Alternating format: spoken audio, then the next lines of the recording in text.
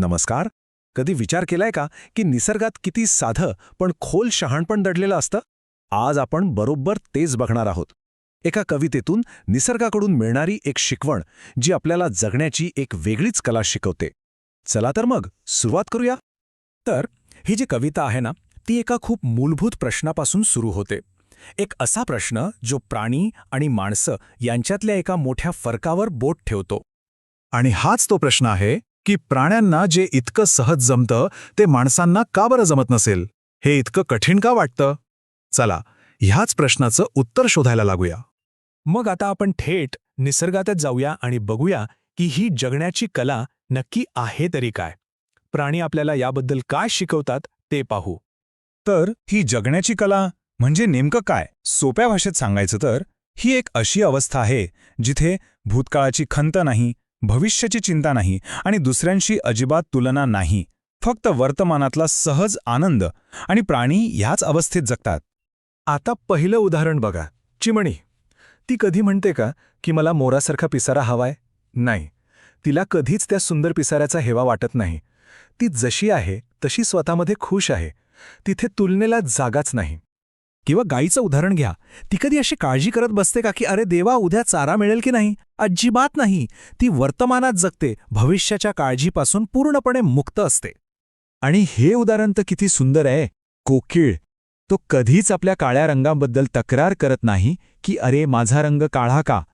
उलट तो आपल्या गाण्यात, आपल्या मूळ स्वभावात पूर्णपणे रमून गेलेला असतो. यालाच म्हणतात खरा स्वस्वीकार. आता बैलाचं बघा. तो कधी विचारतो का की अरे मीच काय एवढं राबायचं? नाही.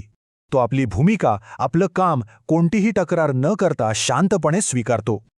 आणि हीच गोष्ट आपल्याला इतर प्राण्यांमध्येही अगदी सहज दिसते. कावळा कधी विचारतो का की कोणता साबण वापरू? किंवा ससा, तो कधीच आपल्या भित्र्या स्वभावावर रडत बसत नाही. आणि कुत्रा तर वाघासारखं शौर्य मागत नाही. प्रत्येकजण आपल्या स्वभावात आनंदी आहे.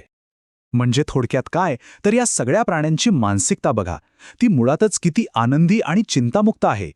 ते आयुष्य फक्त जगत नाहीत तर त्याचा जणू उत्सव साजरा करतात.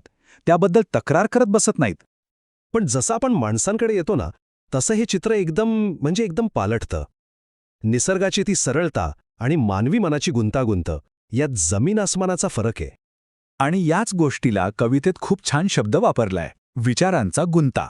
ही एक अशी मानसिक अवस्था आहे जी फक्त आणि फक्त माणसालाच ग्रासती.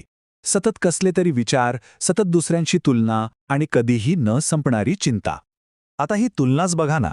एका बाजूला आहेत प्राणी जे वर्तमानात जगतात, स्वतःला स्वीकारतात आणि समाधानी राहतात. आणि दुसऱ्या बाजूला आहे माणसाचं मन जे सतत भूतकाळात नाहीतर भविष्यात दुसऱ्यांशी तुलना करण्यात आणि न संपणाऱ्या इच्छांमध्ये अडकलेलं असतं. फरक अगदी स्पष्ट दिसतोय, नाही का? ठीक आहे. मग या सगळ्या निरीक्षणातून आपण काय शिकायचं? निसर्ग आपल्याला नेमकं काय सांगू पाहतोय? चला तेच आता बघूया. या कवितेचं जे सार आहे ना, ते आपण या 4 सोप्या पण खूप महत्त्वाच्या तत्वांमध्ये मांडू शकतो. पहिलं, कोकिळेसारखं स्वतःला स्वीकारा. दुसरं, चिमणीसारखं दुसऱ्यांशी तुलना करणं टाळा. तिसरं, बैलासारखी आपली जबाबदारी कुरकुर न करता स्वीकारा. आणि चौथं, गायीसारखं भविष्याची चिंता सोडून द्या. हा आलेख बघा. तो प्राणी आणि माणसांच्या मानसिक स्थितीतला फरक अगदी सोप्या पद्धतीने दाखवतो.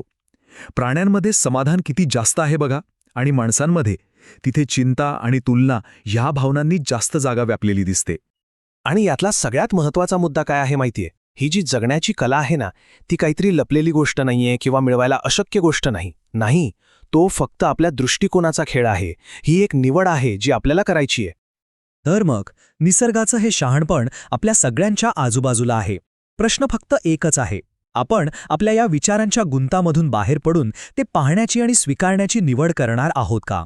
यावर नक्की विचार करा.